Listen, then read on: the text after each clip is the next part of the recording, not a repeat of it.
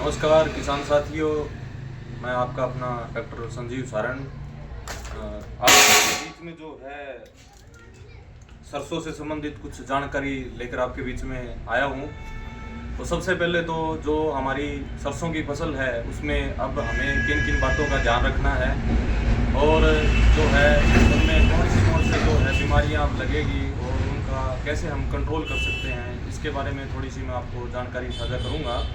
तो सबसे पहले जो सरसों की जो फसल है अभी जो है कुछ किसानों की जो 1 महीने की हो चुकी है या कुछ किसानों की 40-45 दिन की 1.5 महीने के आसपास फसल हो चुकी है। तो उसमें किसान भाई जो कोर लगा रहे हैं या पानी दे रहे हैं अपनी फसल को, तो वो पानी लगाने के साथ साथ जो है जैसे आप सभी को पता है कि हमारी जो सरसों की फसल है तेल वाली फसल है, तो उसमें जो है सल्फ़र की मात्रा का जो प्रयोग करें 80% सल्फ़र 3 किलोग्राम प्रति एकड़ की दर से जो है उसका प्रयोग करें। उसके अलावा जो है आप जो है ये प्रोडक्ट है हारू के नाम से जो आता है, इसमें सल्फ़र और टेबुकोनाजोल 2 टेक्निकल होते हैं। जो सल्फ़र की मात्रा है उसकी भी पूर्ति करता है और उसके साथ साथ जो है अपनी टेबुकोनाजोल जो कि एक फंगीसाइड के रूप में काम करता है। तो जहाँ पर जैसे स्क्लेरोसिया स्टेम रोड, जहाँ तने सूखने की बीमारी आती है या फिर जो पत्ते सफ़ेद होके काले टिमकिया से बढ़ के उसके अंदर जो आपको लास्ट में हाथ से दिखाई देते हैं जिसको वाइट रस्ट बोलते हैं, अगर वो बीमारी भी आती है तो आप इसका प्रयोग कर सकते हो।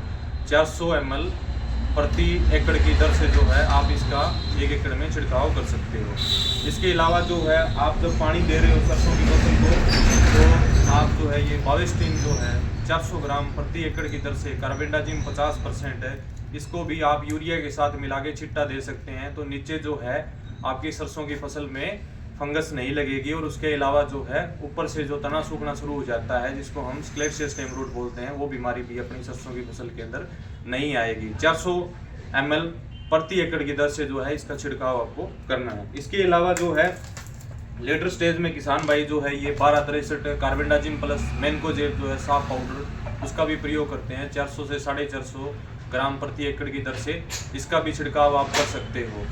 इसके अलावा जो है ये M45 जिसको हम बोलते हैं मैनकोजेब 75%, ये जो है आप इसका छिड़काव भी कर सकते हो।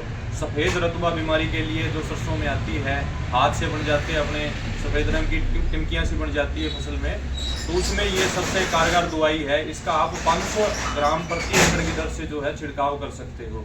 इसके अलावा कुछ किसान भाई जो है कस्टोडिया का भी प्रयोग करते हैं। जो कस्टोडिया 250 ml प्रति एकड़ की दर से आप छिड़काव कर सकते हो। इसके अंदर जो है सल्फर टेबुकोनाजोल प्लस में अजोक्सी 2 टेक्निकल होते हैं, जो कॉन्टैक्ट प्लस सिस्टमेटिक फंगीसाइड होता है, दोनों बीमारियों को कंट्रोल करता है जो सरसों की फसल के अंदर आती है, सफ़ेद रतुआ और स्टेम रोड। इसके अलावा कुछ किसान भाई जो है एमिस्टार टॉप का भी प्रयोग करते हैं, तो आप एमिस्टार टॉप का भी प्रयोग कर सकते हो। इन दोनों बीमारियों के लिए 200 ml प्रति एकड़ की दर से जो है इसका आप छिड़काव कर सकते हो। इसमें आपको 2-3 बातों का ध्यान रखना है विशेष तौर के ऊपर, जो मैंने दवाइयाँ अभी आपको बताई है।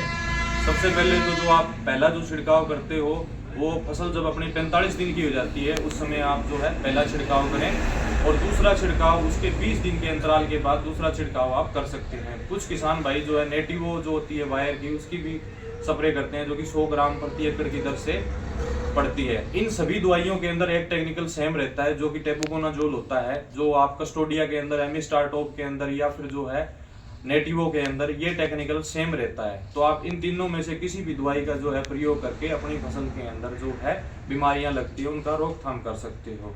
तो धन्यवाद किसान साथियों, आज हम आपके बीच में सरसों की फसल के बारे में जो जानकारी थी उसको लेकर हम प्रस्तुत हुए हैं। आगे फिर से गेहूँ या चने के संबंधी जानकारी लेकर हम आपके बीच में प्रस्तुत होंगे।